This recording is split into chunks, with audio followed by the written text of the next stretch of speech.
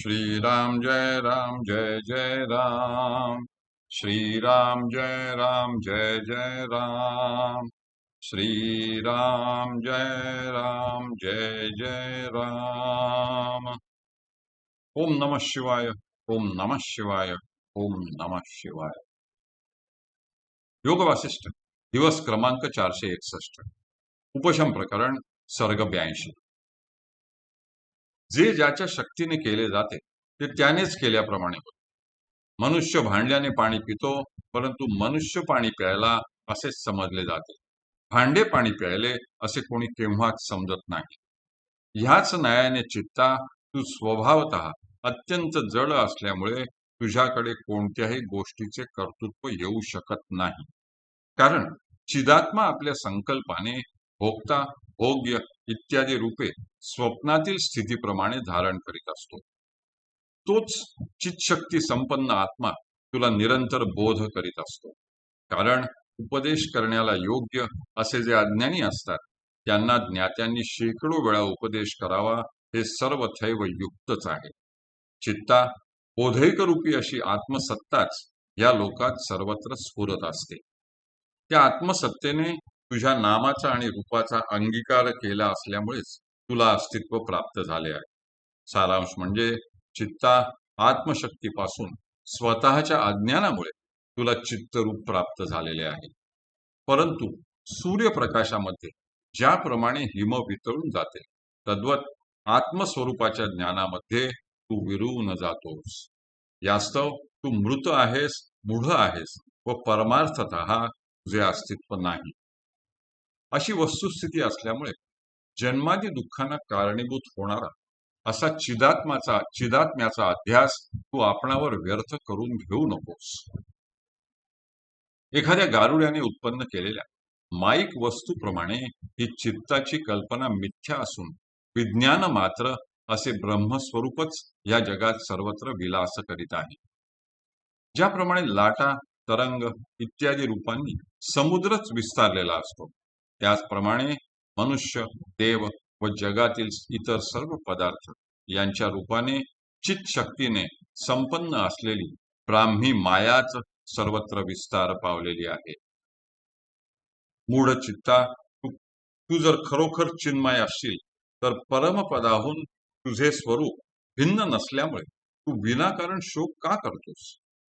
ते परमात्मपद सर्वव्यापी, सर्वगत आणि सर्वरूप असे आहे। अरे मूर्खा, ते परमपद प्राप्त झाले असता सर्वदा सर्व काही प्राप्त झाल्यासारखेच आहे। चित्ता, तू नाहीस। ज्याला तू आपला देह म्हणून म्हणतोस तोही नाही, तर महद ब्रह्मच सर्वत्र स्फुरत असून त्या स्पंदरहित ब्रह्माच्या ठिकाणीच मी, तू इत्यादी यच्चे यावत आभास उत्पन्न होत असतात। अशा स्थितीत कोणी कोणाबद्दल दुःख करावयाचे? जर तू आत्मा असशील तर आत्मा सर्वगत असून आत्म्या व्यतिरिक्त ह्या जगात काहीच नाही। बरे, तू जर आत्म्याहून भिन्न आणि जड असशील तर तुला वस्तुतः अस्तित्वच नाही। हे सारे त्रैलोक्य आत्माच आहे, आत्म्या व्यतिरिक्त दुसरे काहीच नाही। तू आत्मा असशील तर तुला नित्य अस्तित्व आहे, व तू आत्म्याहून भिन्न असशील तर तुला परमार्थतः अस्तित्वच नाही।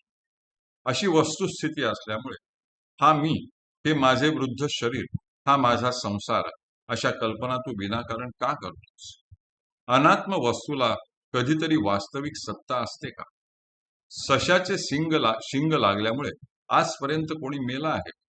अरे शठा, छाया आणि प्रकाश यांच्याहून तिसरा एखादा प्रकार ज्याप्रमाणे नसतो तद्वत चेतन आणि जड यांच्या वाचून या जगात तिसरी कल्पनाच संभवत नाही।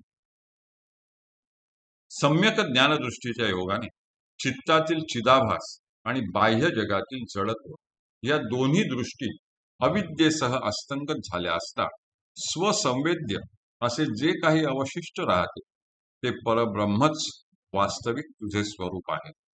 अरे, अशा स्थितीत तुझ्या ठिकाणी कर्तृत्व आणि भोक्तृत्व यांची संभावनाच नाही। यास्तव तू आपल्या ठिकाणचा मूर्खपणा सोडून दे आणि आत्मज्ञान संपन्न हो। आता ह्या ठिकाणी तुला कदाचित अशी शंका येईल की मनानेच आत्म्याचे वारंवार दर्शन करून घ्यावे, मनानेच आत्म्याची प्राप्ती करून घ्यावी. ह्या जगात नानात्व मुळीच नाही इत्यादी श्रुती वचनांमध्ये मन हे आत्मज्ञानाचे उपकरण व साधन आहे असे वर्णन करण्यात आले असता आत्मा हेच माझे स्वरूप आहे असे तू कसे म्हणतोस?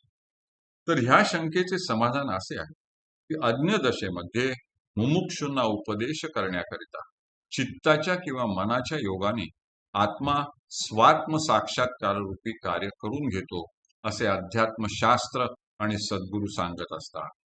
परंतु ज्ञानोपदेशाकरिता योजलेली ही युक्ती तत्वतः कल्पितच आहे.